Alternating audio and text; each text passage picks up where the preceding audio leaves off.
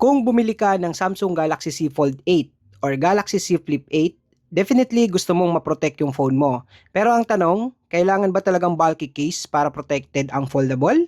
Today, we're checking out the Pitaka cases for the Galaxy Z Fold 8 and Z Flip 8.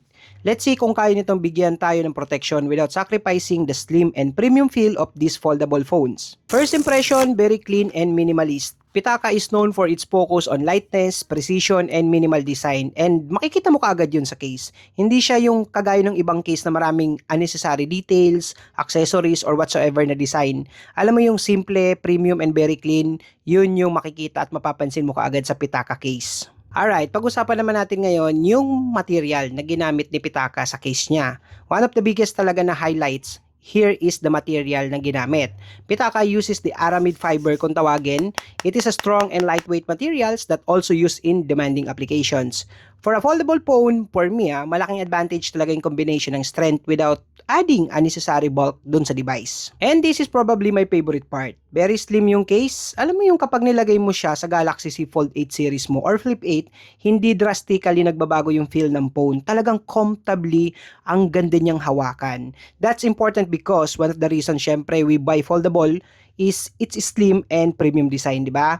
Hindi mo gusto yung case na lang yung nafe-feel mo and nagiging bulky yung binili mo na slim device. Isa rin talaga sa mga highlight na ipinagmamalaki ng Samsung para sa mga foldable device niya this 2026, especially for the Galaxy Flip and Fold 8 is the lightest device na foldable na nagawa nila.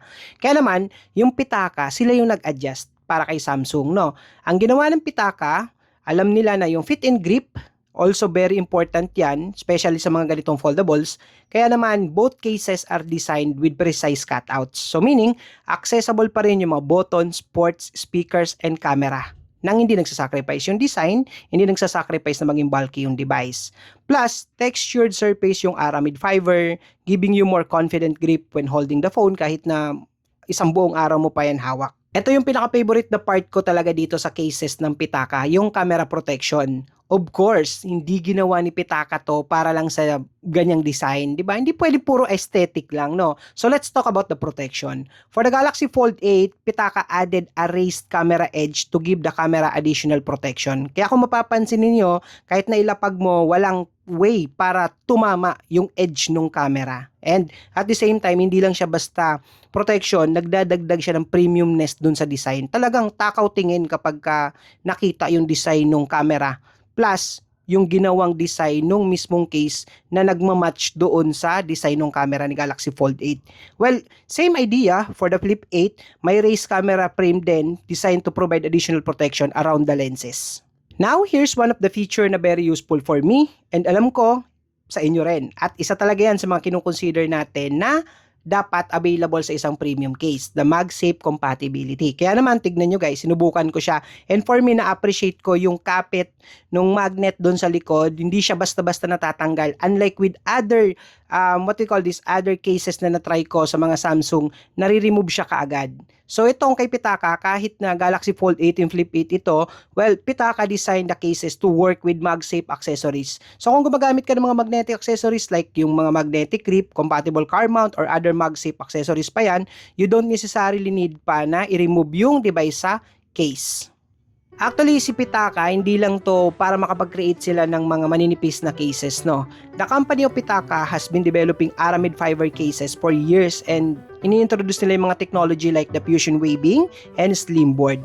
Ang simple lang ng goal nila para lang, alam mo yung makapag-create lang talaga daw ng case na lighter, thinner, and more refined without unnecessary materials. Okay, so kung tatanungin nyo ako what I like and what to consider for this Pitaka case for the Galaxy Fold 8 and Flip 8 of Samsung, so what I like about it is first, the super slim, second, the lightweight, third is the premium and aramid fiber texture, fourth is the MagSafe compatibility, and fifth, very clean and minimalist design.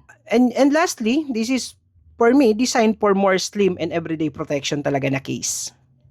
So, is the Pitaka case worth considering for the Galaxy Fold 8 series and Flip 8? Well, kung ako tatanungin nyo if you want a case that's thin, lightweight, premium looking, and MagSafe compatible, definitely worth checking out.